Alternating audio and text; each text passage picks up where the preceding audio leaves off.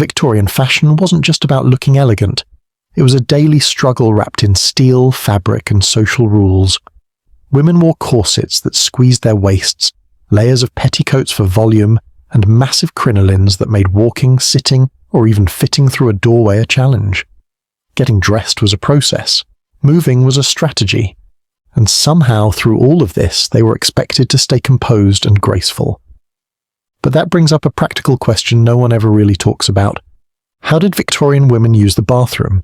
Before a Victorian woman could start her day, she had to get dressed. And this wasn't as simple as putting on a dress.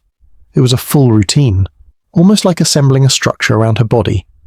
The first step was the linen shift, a plain, lightweight underdress worn directly against the skin. It acted as a barrier, protecting the outer clothing from sweat, oils, and dirt. Since washing the outer layers was difficult and rarely done, this base layer was essential. It was easy to clean and took the brunt of daily wear. Then came the corset, the most recognizable and restrictive part of Victorian fashion. Made with whalebone or steel stays and laced tightly in the back, the corset compressed the waist and shaped the torso into the ideal hourglass figure. For many women, this was a daily reality. Over time, their bodies adapted to the pressure. Ribs could shift, internal organs compressed, and breathing deeply became a luxury. Yet, it was considered necessary. A tightly cinched waist symbolized femininity, discipline, and status. Over the corset went a series of petticoats, often 3 to 7 depending on the season, the occasion, and the desired silhouette. These layers added warmth, modesty, and most importantly, volume. Each one increased the overall bulk and weight of the outfit, and some women carried around more than 15 to 20 pounds of fabric each day. But the final and most dramatic element was the crinoline. This wasn't just more fabric, it was a literal cage. Made of steel hoops sewn into fabric tapes, the crinoline expanded the skirt into a wide circular shape, often up to 6 feet across. It gave dresses their iconic bell shape and made a dramatic visual statement. But it also introduced a new set of challenges. Moving through narrow hallways, sitting down, or simply turning around required spatial awareness and a lot of practice. Getting dressed in the Victorian era wasn't a matter of minutes. It could take up to an hour or more, especially for formal occasions. It often required assistance, especially with lacing the corset or adjusting the crinoline. Every layer served a purpose, and every piece contributed to both the look and the limitations of the day. Before even stepping outside, a woman had already committed to hours of constraint, weight, and strategic movement, just to be considered properly dressed. Once dressed, a Victorian woman didn't simply go about her day. Every moment that followed was shaped, sometimes literally, by what she wore. Life in full Victorian dress was a constant negotiation between elegance and restriction, between appearance and practicality. Walking was one of the first challenges. With a wide crinoline extending out several feet in all directions, each step required calculation. Women couldn't walk quickly or casually.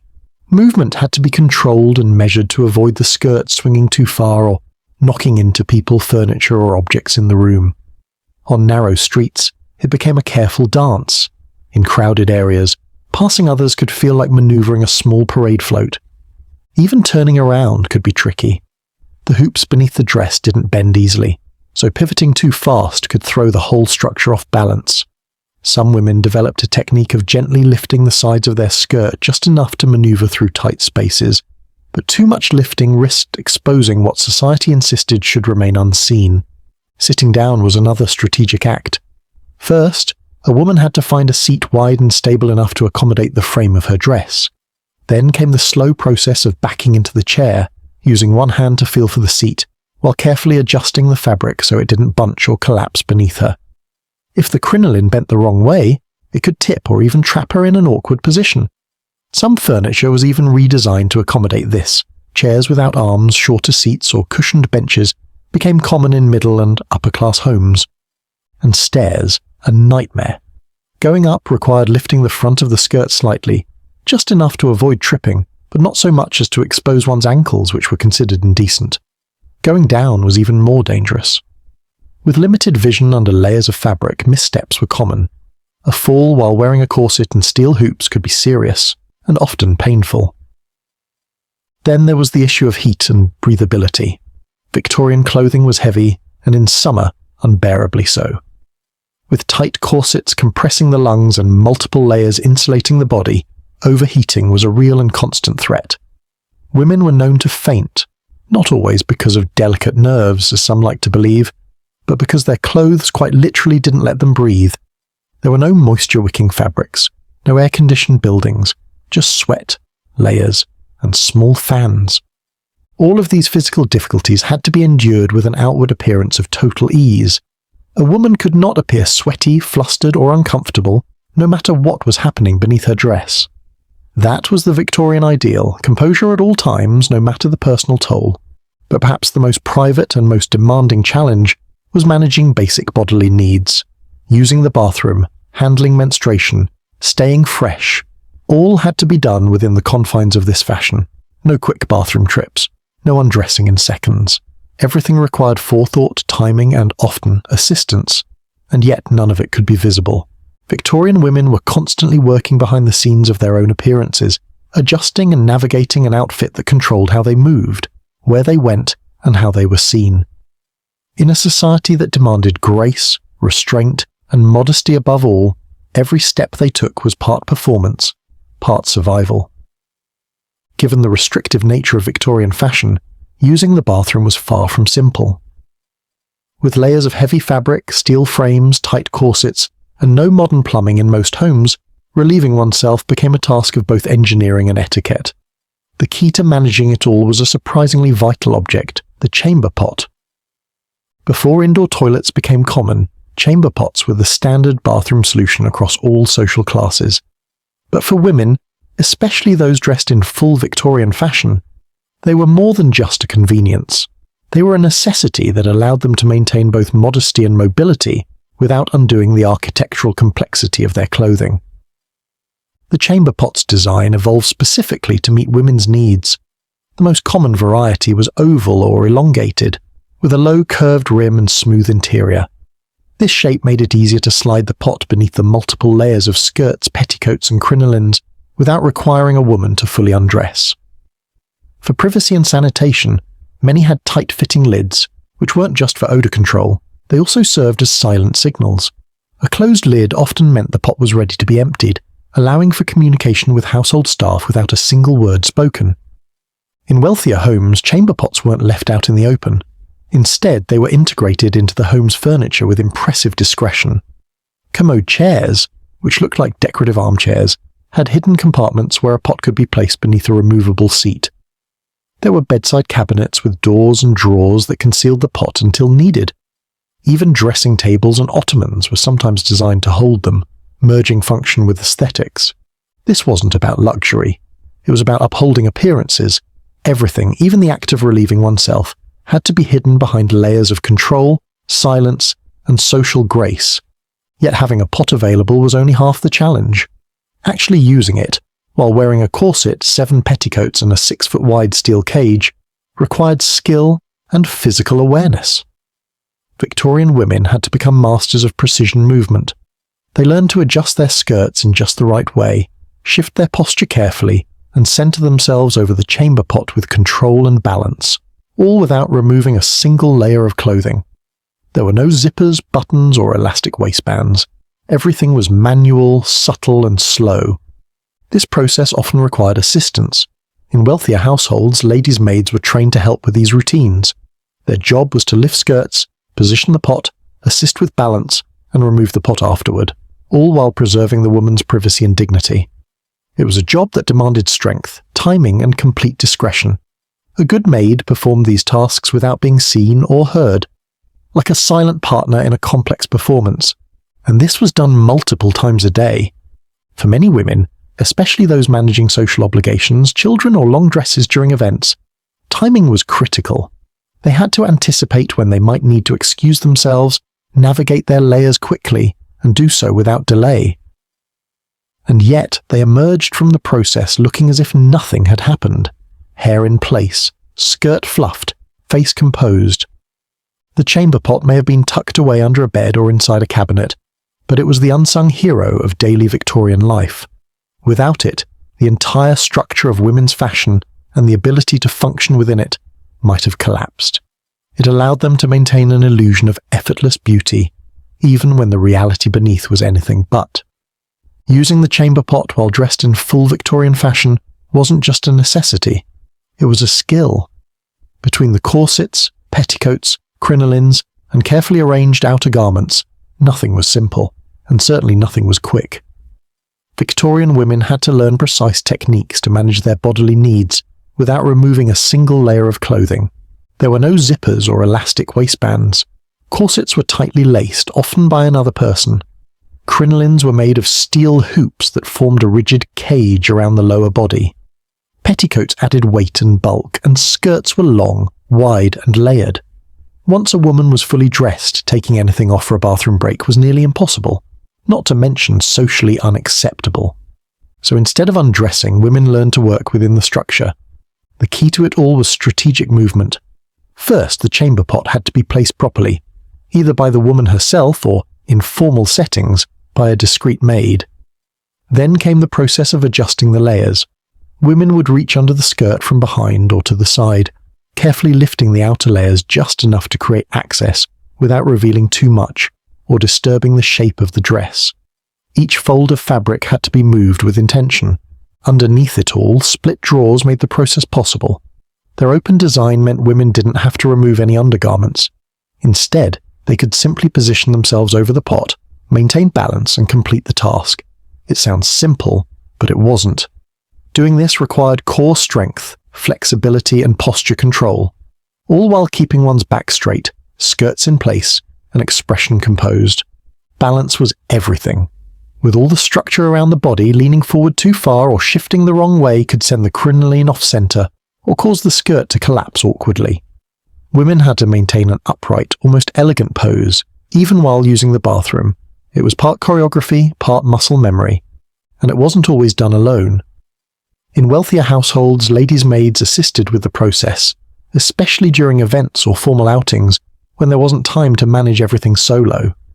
These assistants would lift and hold the skirts, adjust layers, and retrieve or clean the chamber pot as needed, all without breaking conversation or making a scene. Their role was crucial but invisible, like the backstage crew in a perfectly timed production. Mastering this routine wasn't just about convenience, it was about maintaining the illusion of effortless femininity in a society that demanded it. Victorian women were expected to appear untouched by discomfort, their clothing never interfering with their composure, and yet, behind the scenes, they performed small miracles of coordination just to meet their basic needs.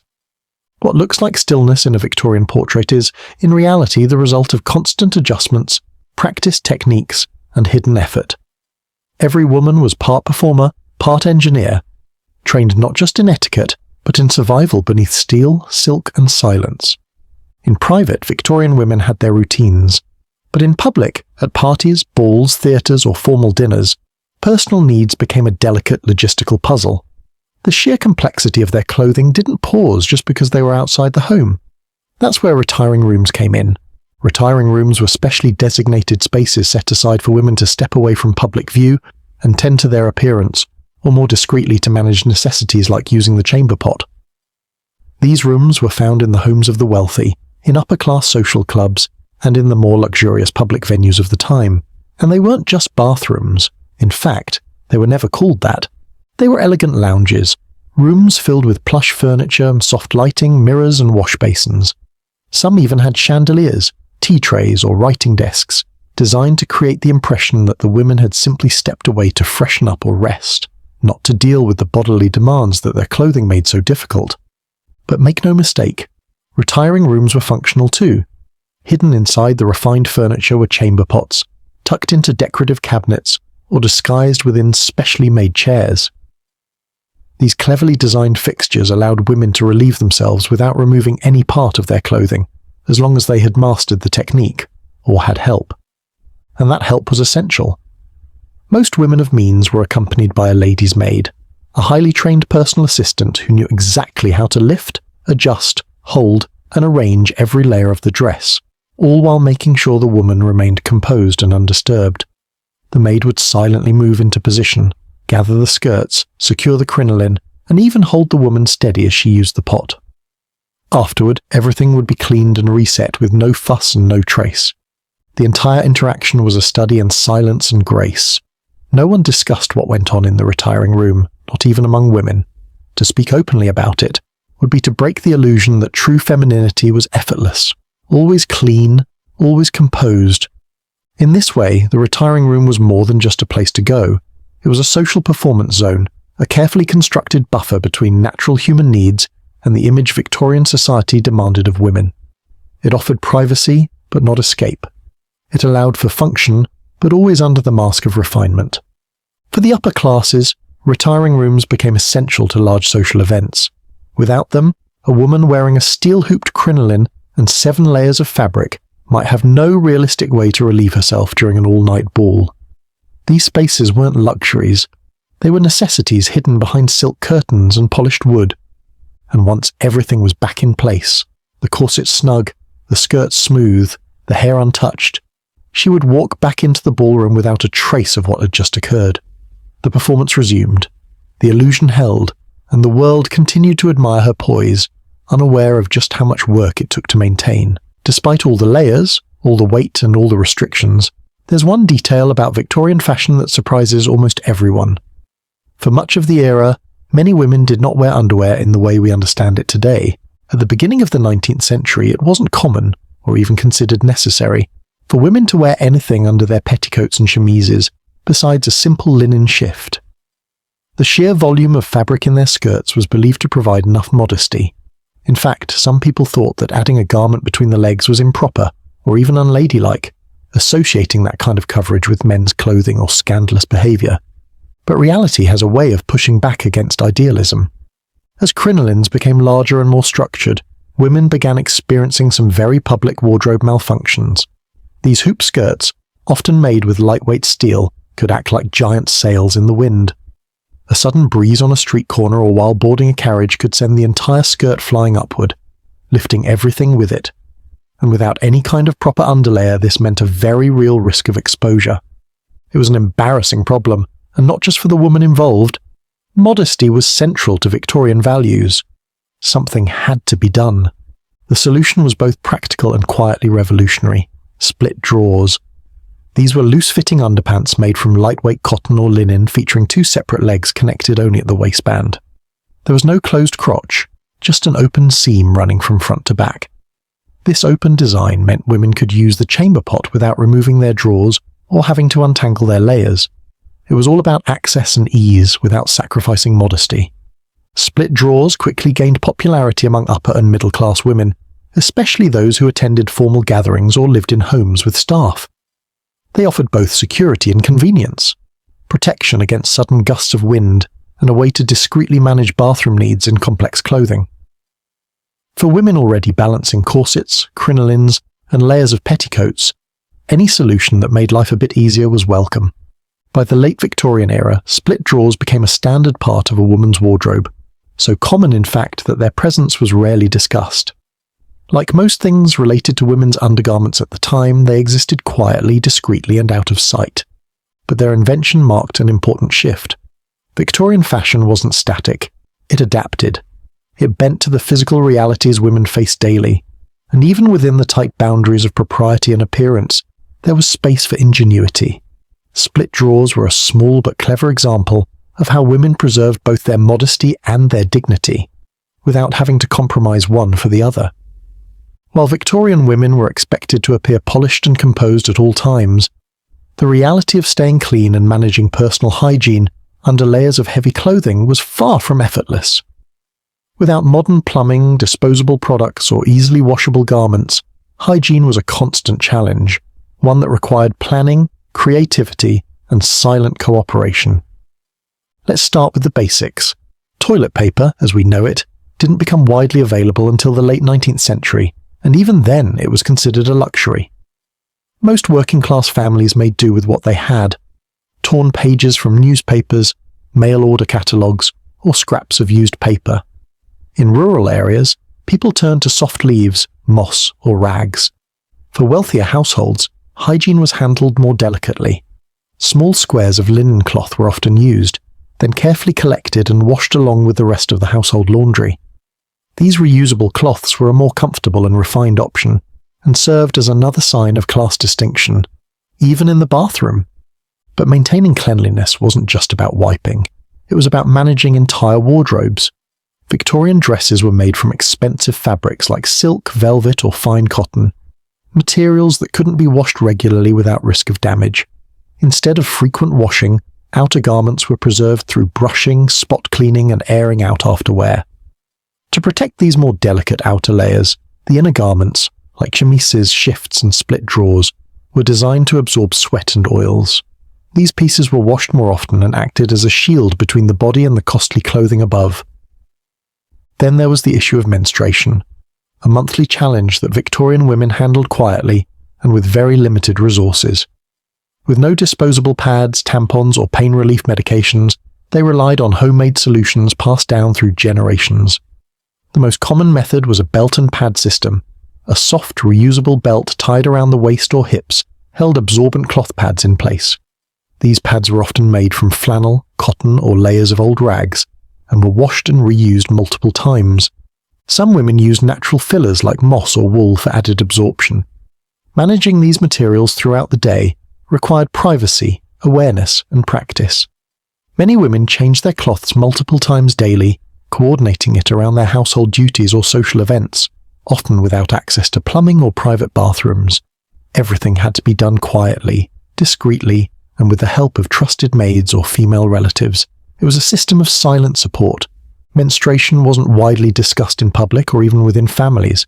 It was considered a private matter, something women were expected to handle without complaint or visible discomfort. Despite the restrictions of corsets, layers of fabric, and crinolines, they managed their cycles while maintaining social appearances and fulfilling domestic roles. Behind the elegance and refinement of Victorian society was a hidden network of routines, workarounds, and quiet resilience. Personal care wasn't just a matter of hygiene. It was about upholding dignity in a world that offered little room for bodily needs. And yet, women did it. Day after day, month after month, they found ways to stay clean, composed, and in control, often in silence, and always in style. When we look at Victorian fashion today, it's easy to get lost in the beauty, the lace, the silhouettes, the elegance frozen in portraits and museum displays. But beneath those layers was a daily reality that required far more than good taste. It demanded strength, patience, and constant problem-solving. Victorian women didn't just wear fashion, they lived inside it. Every dress was a structure, every layer served a function, and behind every carefully composed appearance was a routine of silent strategies, managing hygiene, menstruation, modesty, and mobility, all without ever letting it show. They adapted. They created solutions like split drawers and belt and pad systems. They worked with chamber pots and hidden furniture, trained their bodies to move within steel frames, and coordinated with staff to keep everything running smoothly. These weren't just women in pretty clothes, they were engineers of their own survival, navigating a world built on rigid expectations and limited freedom. And perhaps most impressively, they did it all while making it look effortless. So the next time you see a grand Victorian gown, remember, it's more than fashion. It's the surface layer of a complex, often invisible system of control, creativity, and quiet resilience. Behind every corset and crinoline was a woman mastering not just her appearance, but her entire environment.